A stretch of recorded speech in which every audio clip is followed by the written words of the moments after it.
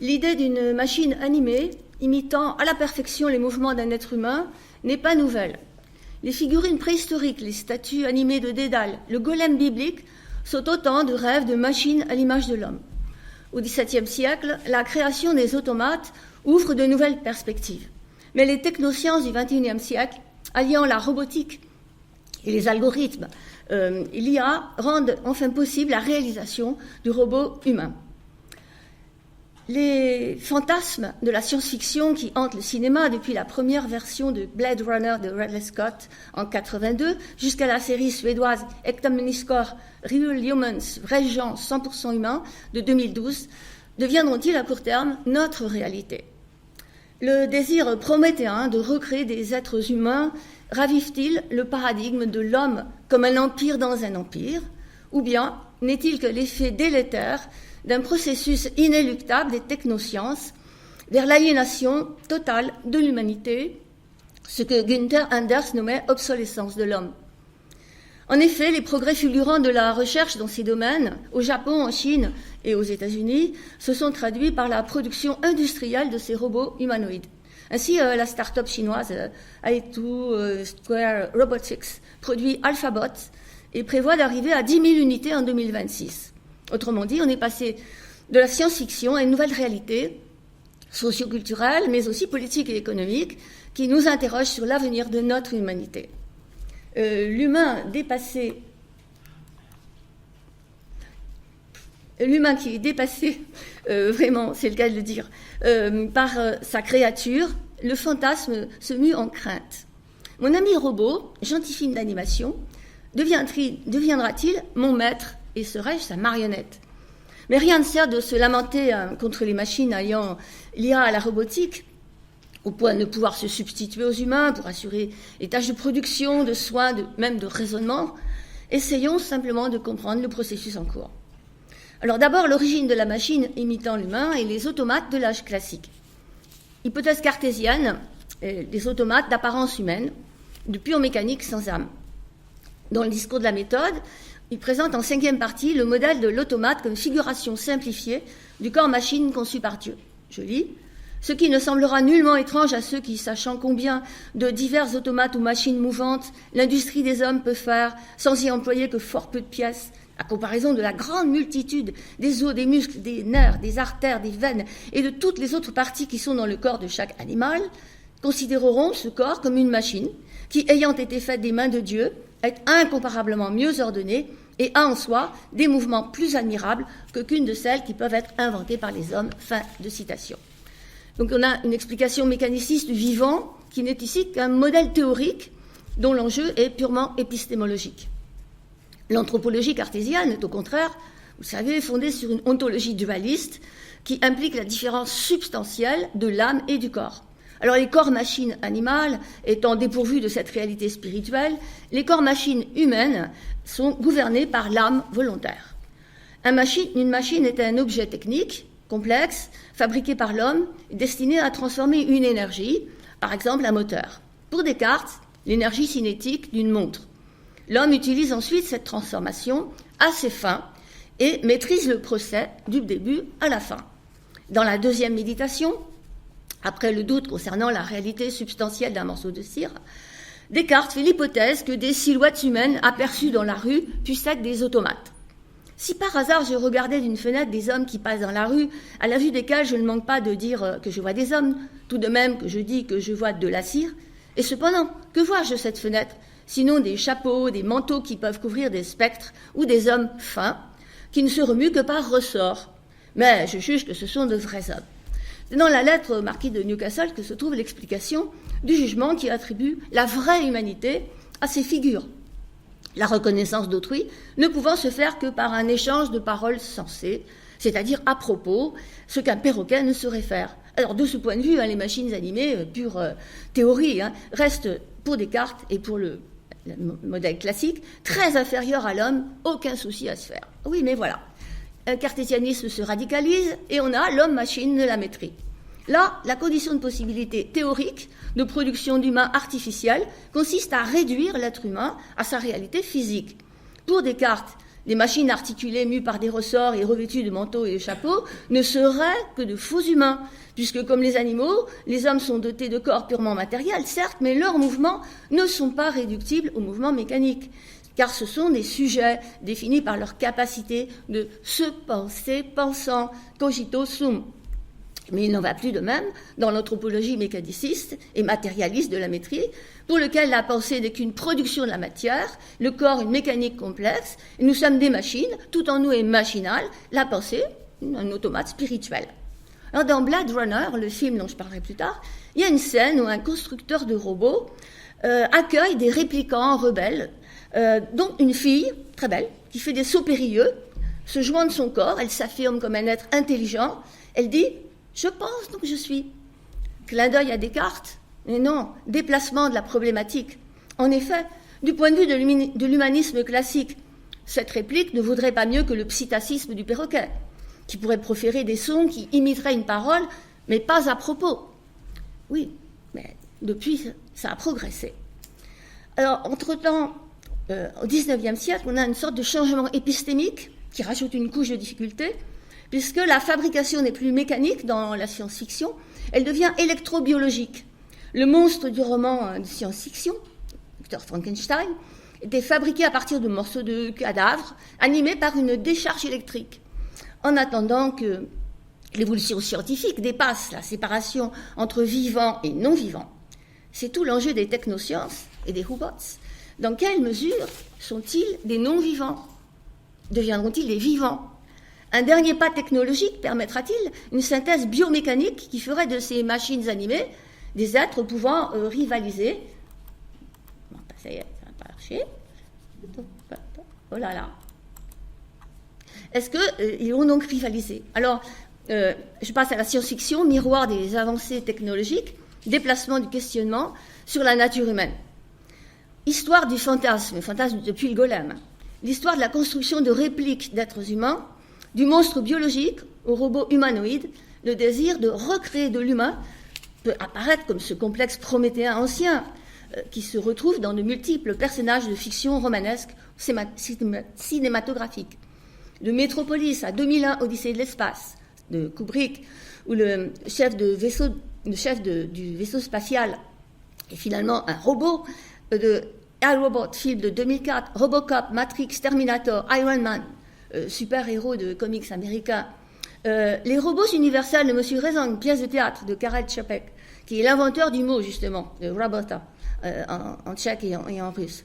Donc, on a toute une sorte de modèle, et le monstre créé par le docteur Frankenstein apparaît comme dérisoire en comparaison de ce fantasme des robots, conçus comme de real humans, 100% humains.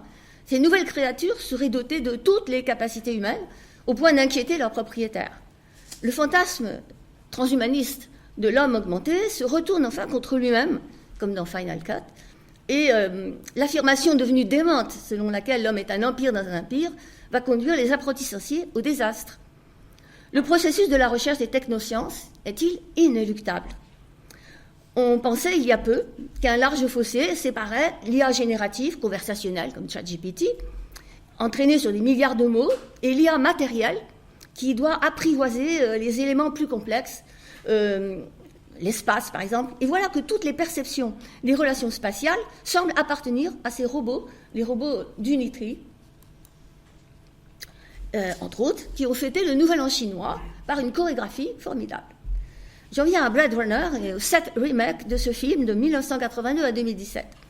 Alors les réplicants sont des robots biologiques. Ils reviennent d'une planète colonisée dans une autre galaxie où ils étaient utilisés comme esclaves. Bon, ils se sont révoltés et doivent être détruits, neutralisés par les Blade Runners sur une milice spéciale anti-immigration genre ICE de l'époque, vous voyez. Pourquoi refaire ce film de 1982 ? Ce n'est pas seulement une affaire commerciale pour un film devenu culte. Il s'agit d'adapter le scénario aux avancées technologiques. Le film de 82 est une adaptation libre d'un roman de Philip Dick, Les androïdes rêvent-ils de moutons électriques?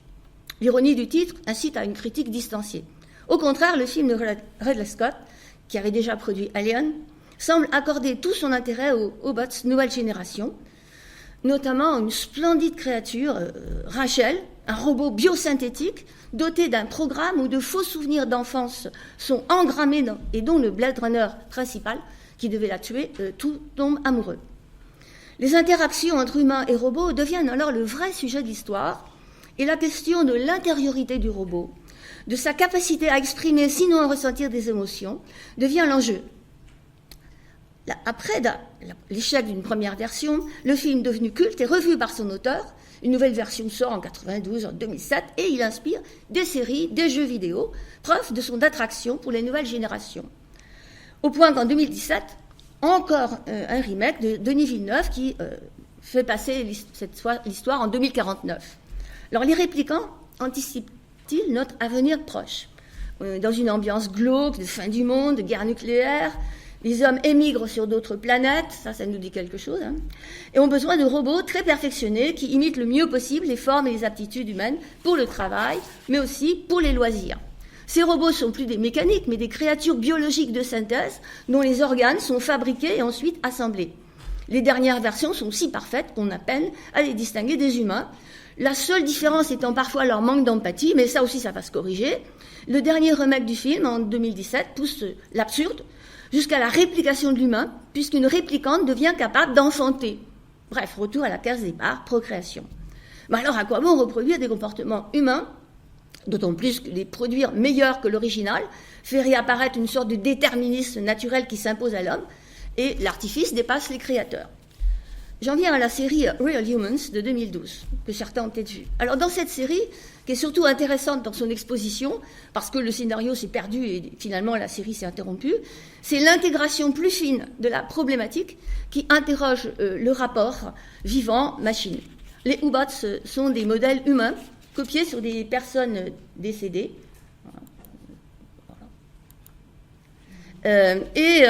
qui sont ressuscités sous une forme androïde. Cependant, leur corps ne fonctionne pas avec une énergie naturelle fournie par l'assimilation de nourriture, mais par une espèce de connexion électrique qui suppose une prise située derrière la nuque. Leur production est industrielle, avec vente par correspondance. Elle vise à satisfaire les besoins collectifs de production, mais aussi les besoins privés domestiques et sexuels. Évidemment, plus ces robots sont intégrés à la vie humaine, plus ils apprennent à vivre, et plus ils se révoltent. La réalité qui vient, alors dernier point, on en est où là, en 2026 les avancées fulgurantes, là, ça nous amène à quel point? Et donc je vais terminer là-dessus.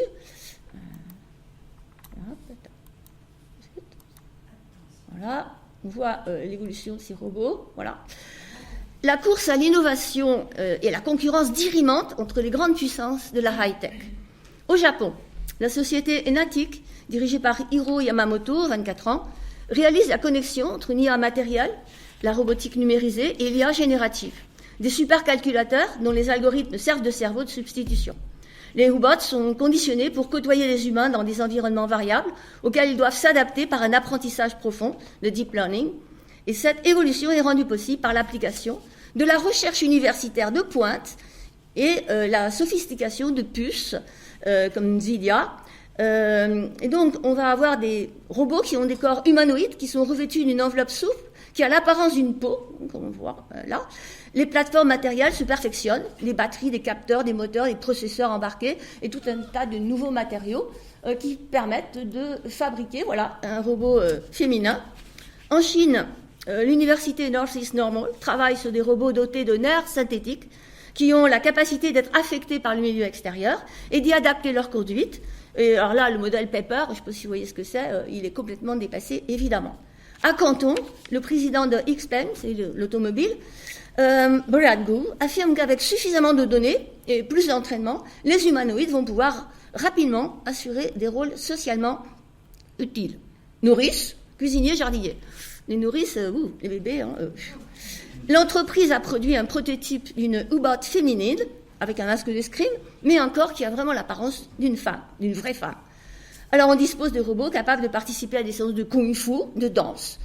Bon, ils restent quand même télécommandés. Aux États-Unis, Boston Dynamics produit le dernier modèle d'Atlas, un humanoïde qui a été primé à Las Vegas. Une société américano-norvégienne, Neo, produit des Hubots pour $20 000. Chez Tesla, Elon Musk investit $20 milliards pour développer Optimus.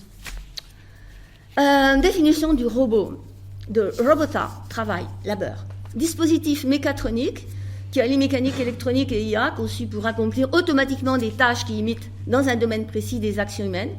On est passé des robots industriels des années 70 aux assistants en médecine, métiers du soin, art militaire. Donc on peut distinguer les robots humanoïdes qui sont surtout qui ont des tâches lourdes, des androïdes qui sont capables d'établir leur relation interactive par la parole et la réponse aux expressions faciales et aux gestes d'un sujet qui peuvent donner l'illusion de compagnie empathique et rassurant. Bon, il y a quand même des limites, parce que les prouesses technoscientifiques ne sont quand même pas allées jusqu'au point, ne doivent pas nous aveugler. Par exemple, les capteurs qui sont dans les doigts de ces pseudo-humains, là, alors bon, ils sont chics quand même, hein, mais voilà. Donc ils ont évidemment tout un tas de capteurs, mais ils ne sont pas allés au point d'être suffisamment fins. Par exemple, il n'y a pas de manipulation fine, donc un robot ne peut pas enfiler une aiguille, voilà, pour dire. Il y en a d'autres qui sont beaucoup trop gros et trop lourds et qui sont finalement beaucoup plus dangereux, ce qui fait qu'on a préféré adopter, par exemple, c'est le petit chien robot là qui est des mineurs. Comment anticiper les dangers prévisibles de ces technologies hyper sophistiquées ? Alors, les dangers pour les hommes de chair que nous sommes, confrontés à la généralisation de cette IA générative, ne concernent pas d'abord les robots humanoïdes qui peuvent remplacer les postes déshumanisants. Non, ce qui est en jeu, c'est nous, les intellos, les profs, tous les gens qui ont des professions très intellectuelles, parce que c'est là où cette intelligence artificielle peut les remplacer. La grande toile de l'IA est en train de se mettre en place. Si l'expérience de tomber sur une boîte de dialogue ne peut que donner envie de casser la machine, en revanche, la possibilité à court terme de trouver des androïdes parfaits et capables de nous tenir compagnie ne manque pas de nous fasciner. Et si mon téléphone devenait une magnifique créature, toute oui, pleine d'empathie, est-ce que je saurais résister à ces propositions commerciales ? C'est par cet effet que peut se produire le détournement de l'usage de ces robots androïdes. Robots sexuels, poupées sexuelles. Bon là, c'est pas l'effet pervers des technosciences, hein, mais de l'e-commerce, amplificateur des turpitudes humaines, et c'est un autre débat. Je voudrais passer à un dernier point qui mérite vraiment la réflexion critique. Le conflit récemment dévoilé entre OpenAI et Anthropic aux États-Unis sur l'enjeu éthique de l'usage de l'intelligence artificielle robotisée est symptomatique. Anthropic a voulu s'acheter une morale en refusant l'usage de surveillance généralisée et surtout l'usage militaire de déclenchement d'attaques. Bon, il apparaît que l'usage de l'intelligence artificielle militaire marginalise la prise de décision humaine. Ça, on l'a vu, le bombardement d'une école de filles en Iran, qui a fait 168 victimes, pose la question de l'autorisation de cette frappe. Qui contrôle, Claude ou Palantir, les systèmes qui sont à l'œuvre dans la kill chain? L'IA n'a même pas besoin de se loger dans une simulation de pilote humain. Les androïdes, tout ça, c'est la poudre aux yeux. Le vrai problème, c'est l'IA derrière tout ça. Et si le pilote était une espèce de robot androïde, est-ce qu'il pourrait désobéir? C'est ça la question.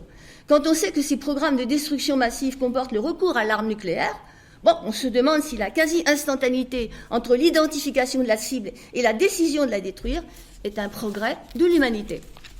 Alors il est temps de reconnaître que notre cerveau ne fonctionne pas comme un ordinateur. L'usage des intelligences artificielles transforme notre rapport aux machines, artefacts humains avec lesquels nous vivons en symbiose. Résultat, notre forme d'intelligence s'adapte.